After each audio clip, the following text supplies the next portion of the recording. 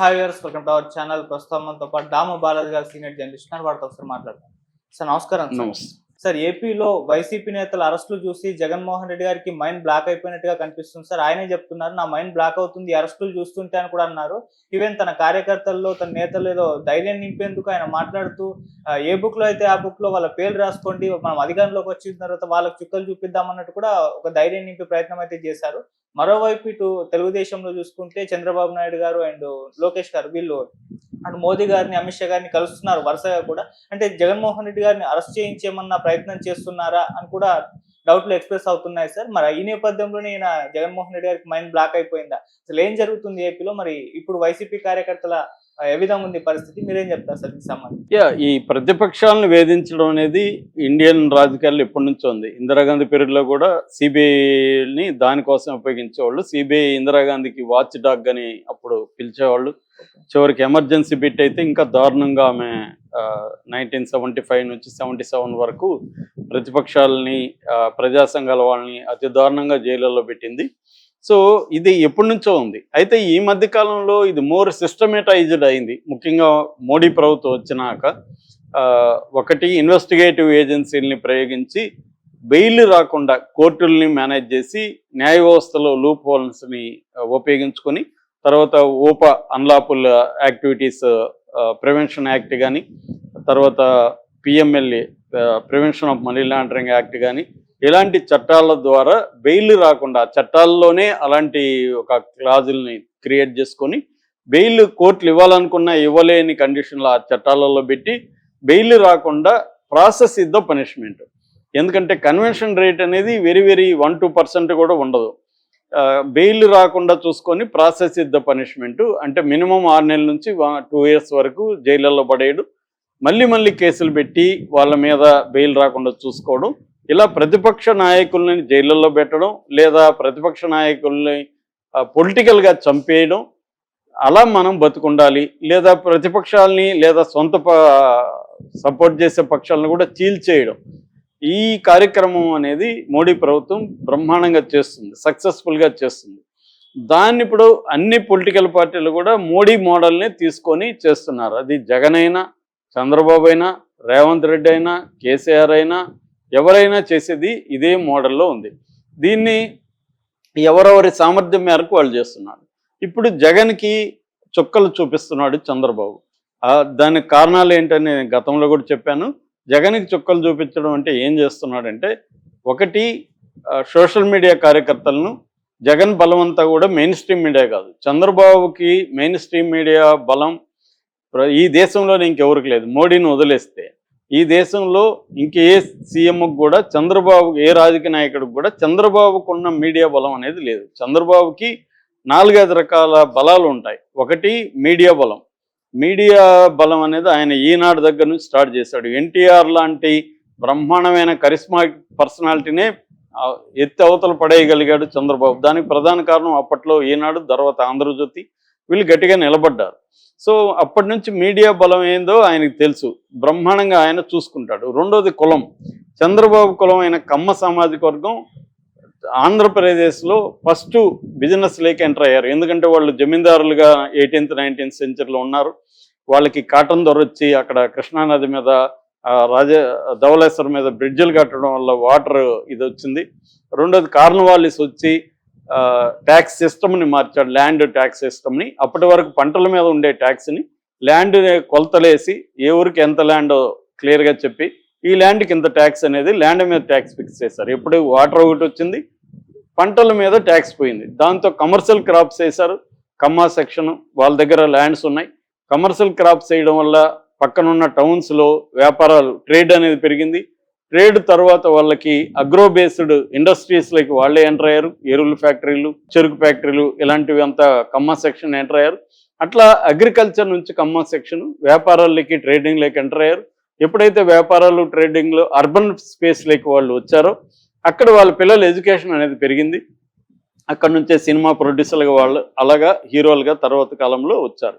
అంటే అగ్రికల్చర్ నుంచి వ్యాపారవేత్తలుగా ఎరిగారు. ఇదే క్రమంలో గ్లోబలైజేషన్ స్టార్ట్ అవడంతో ప్రపంచవ్యాప్తంగా వీళ్ళు విస్తరించారు. సో వాళ్ళ దగ్గర క్యాపిటల్ అనేది బ్రహ్మాండంగా ఉంది, సంబంధాలు బ్రహ్మాండంగా ఉన్నాయి, వ్యవస్థల మీద పట్టు కూడా. కమ్మ సెక్షన్కి ఉన్నట్టుగా ఇంకే కులానికి కూడా లేవు. ఇది చంద్రబాబు కలిసి వచ్చింది కులం అనేది.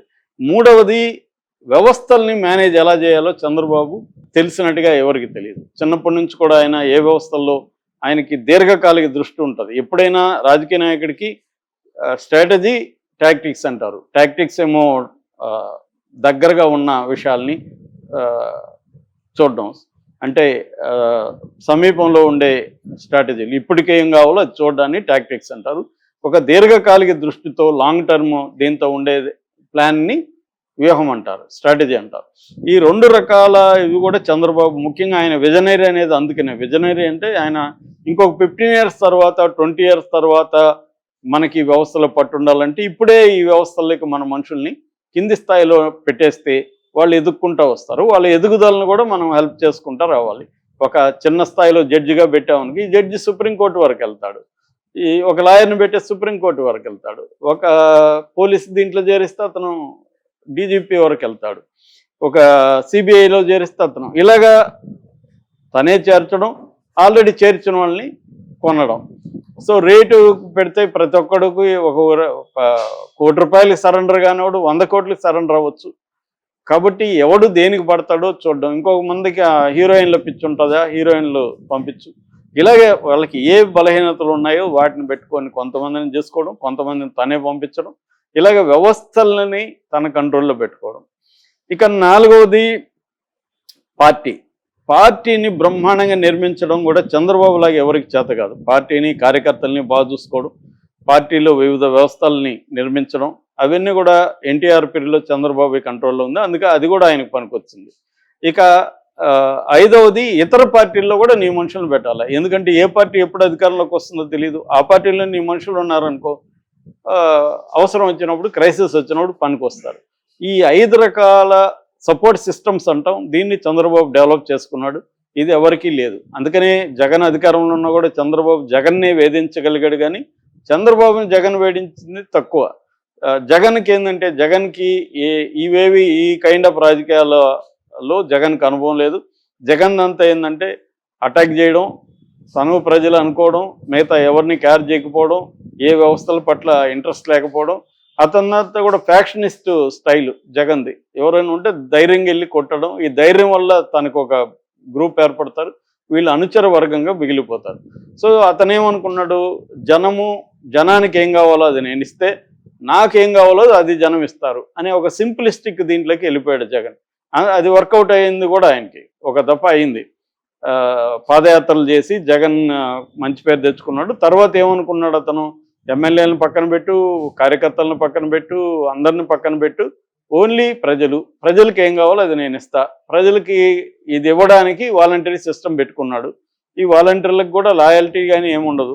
ఇలాగ జగన్ ఏం చేస్తాడంటే, సొంత కులం లేదు జగన్కి, బ్రహ్మాండమైన మీడియా లేదు, తర్వాత వ్యవస్థల మీద పట్టు లేదు, పార్టీ స్ట్రక్చర్ లేదు, ఇతర పార్టీల్లో కూడా తన మనుషులు లేరు. ఈ చంద్రబాబుకు ఉండే ప్లస్లంతా జగన్కి లేవు, 0. దాంతో జగన్ పరిస్థితి ఏమైంది, ఇది అధికారం ఉన్నప్పుడు కొంతవరకు ఓకే, అధికారం ఉన్నప్పుడు కూడా జగన్ చాలా ఇబ్బందులు పడ్డాడు. పైగా చంద్రబాబు ఎప్పుడైతే మోడీకి దూరం అయ్యాడో జగన్కి అది కలిసి వచ్చింది. చంద్రబాబు చేసిన తప్పు వల్లనే జగన్కి 5 ఏళ్ళు కూడా సేఫ్టీ ఉనింది. ఎప్పుడైతే చంద్రబాబు తన తప్పు తెలుసుకొని మళ్ళీ పార్టీలో అందరూ వద్దంటున్నా కూడా మోడీతో కలిశాడు, జగన్కి ఒక పెద్ద బలం పోయింది, మిగతా బలాలు లేవు. దాంతో ఇప్పుడు అదేదో సామెత ఉంది, కోతులకి తాబేళ్ళకి కథ ఉంది, కేఎన్వై పతంజలి. కోతులకి తాబేళ్ళకి గొడవలు వస్తే తాబేళ్ళు ఫస్ట్లో సక్సెస్ అయినాయి, ఎందుకంటే తాబేళ్ళ పైన చెప్ప గట్టిగా ఉంటుంది, కోతులు ఎంత కొట్టినా వాటికి గాయం కావట్లా.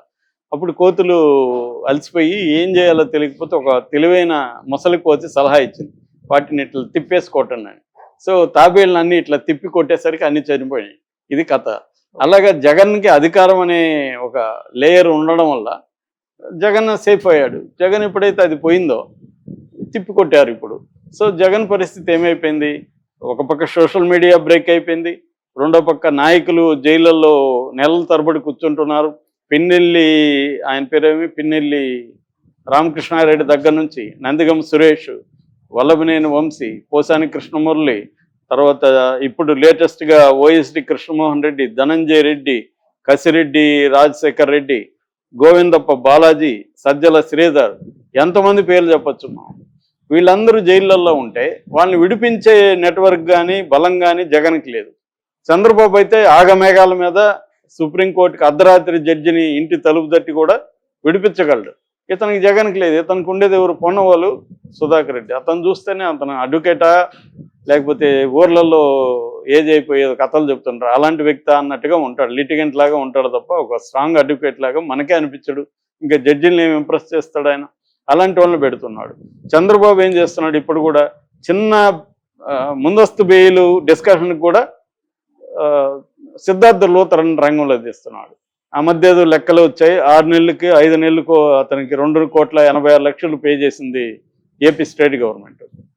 ఢిల్లీలోనూ కూర్చుంటాడు, వీడియో కాల్లో అతను మాట్లాడతాడు. ఇక్కడ చిన్న స్థాయి కోర్టు జడ్జిలకి సుప్రీంకోర్టు టాప్ 5లో ఉన్న సిద్ధార్థ లూథరా చెప్తే ఖచ్చితంగా ఇంపార్టెన్స్ ఇవ్వాల్సిన పరిస్థితి ఏర్పడుతుంది.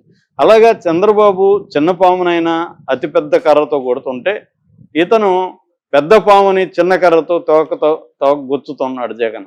అంటే ఇతను ఎంత బలహీనం అనేది ఇప్పుడు అర్థమైంది. ఈ స్టేజ్లో అయితే జగన్ దగ్గర ఉన్నది ఏంటంటే ఒక మొండి ధైర్యం, దేవుణ్ణి ప్రజల్ని నమ్ముకోవడం. ఈ రెండిటితో నెట్టుకొస్తున్నాడు. రెండోది ఈ ప్రభుత్వానికి సంబంధించి ఎంతో కొంత వ్యతిరేకత అయితే ప్రజల్లో ఉంది. జగన్ కూడా ఒక 40% ఓట్ షేర్ ఉంది. ఇప్పుడు ఈ ప్రభుత్వంలో పథకాలు అమలు చేయలేని పరిస్థితి ఉంది. సంపద సృష్టిస్తానంటాడు చంద్రబాబు, అదేం జరగలేని పరిస్థితి ఉంది. మరోపక్క మోడీ బ్రహ్మాండంగా ఏమి స్టేట్కి నిధులు అందించట్లేదు. సో ఈ నేపథ్యంలో ఈ వ్యతిరేకత జగన్ కాపాడుతుందని జగన్ నమ్ముతున్నాడు. అయితే జగన్కు ఉండే మొండి ధైర్యం వల్ల 4 నెలల్లోనే జగన్ కోలుకొని మళ్ళీ ప్రజల్లోకి వచ్చాడు. అంత దారుణంగా ఓటమి పాలైన కేవలం 11 సీట్లు 150 ఒకటి ఎక్కడ 11 ఎక్కడ అంత దారుణంగా వచ్చినా కూడా అతను మళ్ళీ కోలుకొని 4 నెలల్లోనే జనంలోకి వచ్చాడు. కానీ వీళ్ళనంతా సేవ్ చేసుకోలేని ఒక పరిస్థితి అయితే కనిపిస్తుంది. 100 మందికి పైన సోషల్ మీడియాలో వెళ్ళిపోయారు. ఈ కేసుల మీద కేసులు పెడుతున్నారు. ఈ నేపథ్యంలో నిన్న జగన్ కొంతమంది స్థానిక ప్రజాప్రతినిధులతో సమావేశం అయ్యాడు. అప్పుడు ఒక మాట అన్నాడు, అది షాకింగ్గా ఉంది. ఆ మాట ఏంటంటే, చంద్రబాబు పెట్టే కేసులు చూస్తుంటే నాకు మైండ్ బ్లాక్ అయిపోతుంది అన్నాడు. ఇది మనకి పోకిరి డైలాగ్ గుర్తొస్తుంది. ఎవరు కొడితే దిమ్మ తిరిగి మైండ్ బ్లాక్ అవుతుందో వాడే పండుగాడు అన్నట్టుగా ఇప్పుడు ఆ పండుగ బదులు చంద్రబాబు పేరు పెట్టచ్చు. సో చంద్రబాబు జగన్ని దిమ్మ తిరిగేటట్టుగా మైండ్ బ్లాక్ అయ్యేటట్టుగా కొడుతున్నాడు. అది న్యాయమా అన్యాయమా పక్కన పెడితే కొట్టడం కరెక్టా కాదని కొట్టడం అయితే కొడుతున్నాడు. దీన్ని ఎలా తట్టుకోవాలో తెలియదు. ఎందుకంటే ఇప్పుడు ఇందాక చెప్పిన తాబేలు కథలో కవచంలాగా మోడీ ఉన్నాడు. ఇప్పుడు మోడీ పక్కకి వెళ్ళిపోయాడు. మోడీ గ్రీన్ సిగ్నల్ ఇచ్చాడు. ఆల్రెడీ లోకేష్ ఫ్యామిలీతో కలిసి మోడీ ఇంటికి వెళ్ళాడు. చాలాసేపు మోడీ ఫ్యామిలీతో గడిపాడు. నిన్న చంద్రబాబు వెళ్ళి అమిత్ షాతో కలిశాడు. అంటే క్లియర్గా ఒక ప్లాన్ కనిపిస్తుంది. ఎట్లాగైతే నంద్యాల నుంచి చంద్రబాబుని ల్యాండ్ మార్గం ద్వారా తీసుకొచ్చి హ్యూమిలేట్ చేశారు, అలాగే జగన్ కూడా బెంగళూరు నుంచి ల్యాండ్ మార్గం కూడా తీసుకొచ్చి హ్యూమిలేట్ చేసి జగన్ని కూడా జైల్లో పెట్టి